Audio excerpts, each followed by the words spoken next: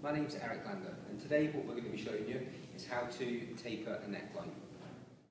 Okay, so as you can see here with James's neckline, this is a neckline which is very, very common. It's something that most people have, and as you look at the growth patterns of the hair, you can see that the neckline comes down but everything grows up and in, and then the same again on this side through here.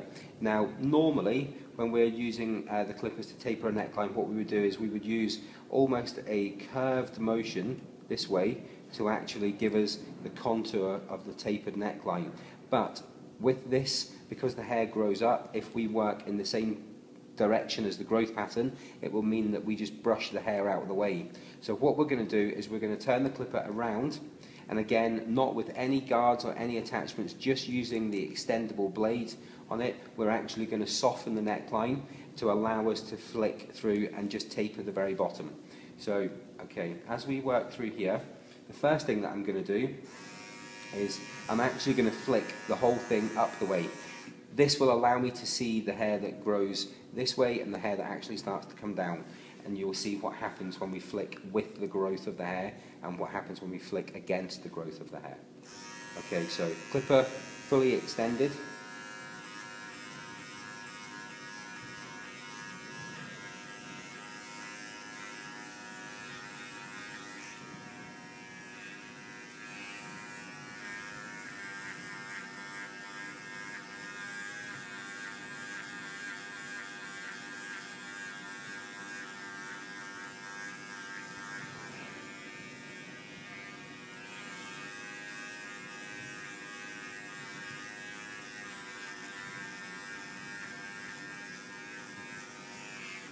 Okay, so what this does is this allows you to see the fact that the hair itself, as we have gone against the growth this way, it really has just brushed the hair out of the way. You can still see when you look closely that that hair is still really quite long. So if we look on the side profile of what we were actually doing there, we were taking the clipper from here and we were starting beneath the neckline. We were actually contacting at the lowest point of the hairline, and then we were coming out from the scalp and graduating up. This gives us the natural and true taper.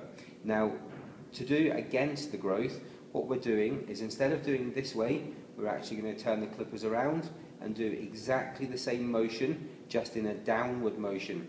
Now, this is going against the growth of the hair here that's coming up the way, and will, as you can see, remove this excess hair. So we will start on this side, fully extend the clipper, and then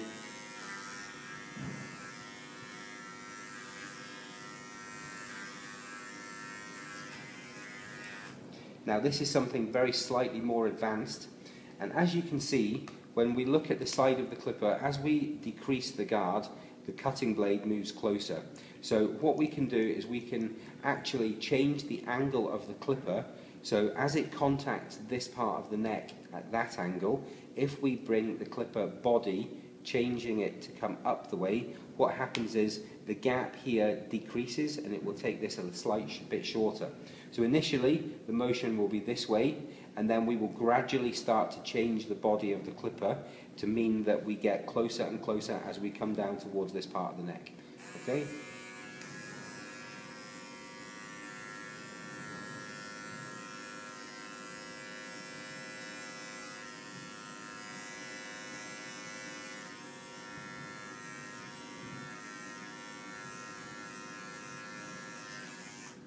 Okay, so you can now see, as we look at this area, that we've started to taper this down, and then what we can do is, because this hair comes very slightly to the side, we're going to actually use our comb just to blend this area in. And you can see as we lift up, you can see the excess hair just in here, and that's partly because when you look at the head straight on, you can see you have a darker area through there. So this is a real good visual guide for where we still need to remove a slight bit more excess length. So again, as you can see here,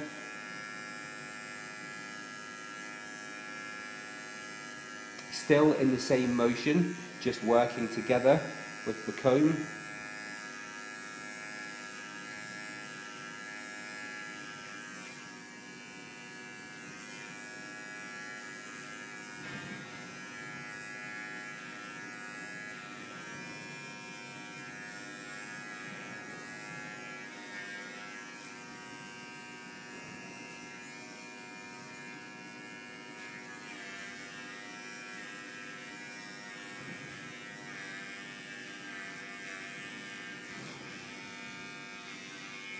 Okay, again, this side, fully extend the clipper.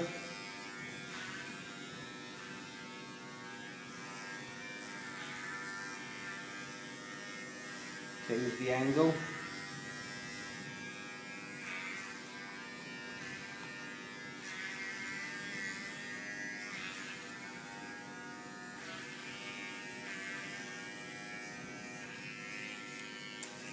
Sorry, as you can see here, when we come, there's no hair comes through the comb, and then all of a sudden, in this area, we have more hair than we do on either side. And again, supported by the fact that this is darker in that middle area.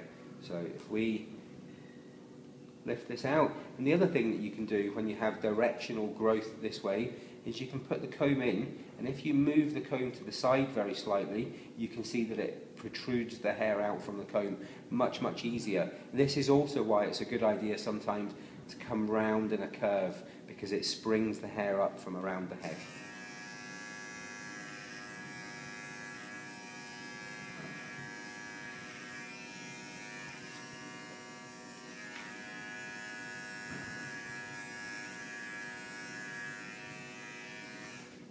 Okay, and then the final bit just for the neckline. So again, what we do, we took the head forward. We can see now that, as you see here, James has got a really quite a nice natural neckline, and again really helped that you can see this M shape through here. So again, I'm actually now going to work with the clipper, and I'm just going to go over and perfectly blend. But one thing that I am going to do is I'm going to remove the guard from the clipper, and I'm actually going to take these areas a bit shorter. Now, one of the things that's done very common is you can see this small neck hair here that we've taken really fairly short.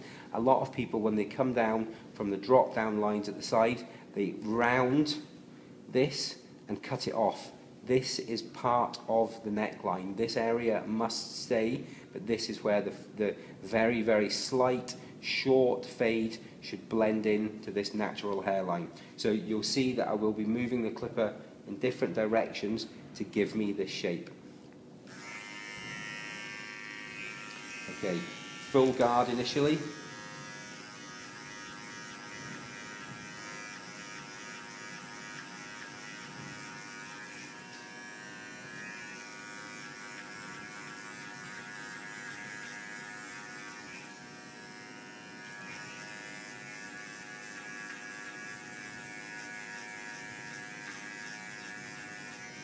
Okay, and then remove the guard, and then watch the angle of the blade.